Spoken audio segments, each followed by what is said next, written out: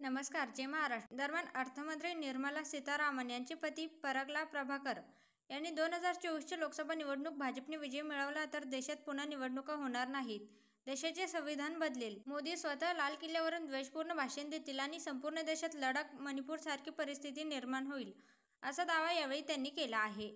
दरम्यान परागला प्रभाकर यांचे हे वक्तव्य सोशल मीडियावर व्हायरल होत आहे. दरम्यान हा व्हिडिओ काँग्रेसने आपल्या सोशल मीडियावर शेअर केला आहे.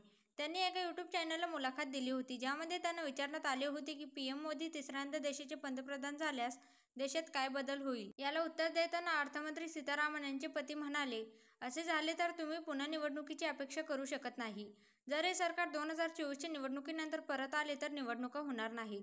निर्मला सीतारामन यांचे पती परागला म्हणाले की सध्या तुम्हाला असं वाटत आहे की मणिपूरमध्ये हिंसाचार घडत आहे, त्यामुळे दुसरीकडे घडण्याची शक्यता नाही.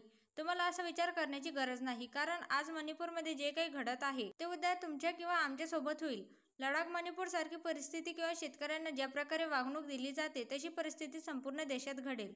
याआधी प्रभाकर यांनी नोटबंदी, महागाई, बेरोजगारी या मुद्द्यांवर अनेकदा सरकारला धारेवर धरले होते. याशिवाय परागला प्रभाकर यांनी अलीकडेच इलेक्टोरल बॉन्डबाबत सांगितले होते की हा केवळ देशात सर्वात मोठा घोटाळा नाही तर जगातील सर्वात मोठा घोटाळा आहे.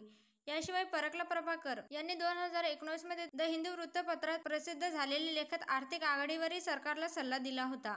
अर्थव्यवस्थेला कठीण परिस्थितीतून बाहेर काढण्यासाठी भाजप पी.व्ही. नरसिंह राव, मनमोहन सिंग यांचे आर्थिक धोरण स्वीकारले पाहिजे, असे देखील ते म्हणाले होते.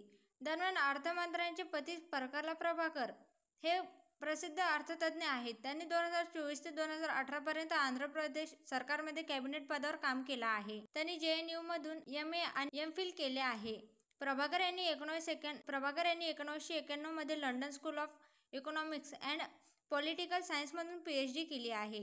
2008 मध्ये त्यांनी प्रजाराज्य पक्षाचे प्रवक्ते म्हणून काम केले. त्यांनी the crooked timber of new India नावाचे पुस्तकही लिहिले आहे.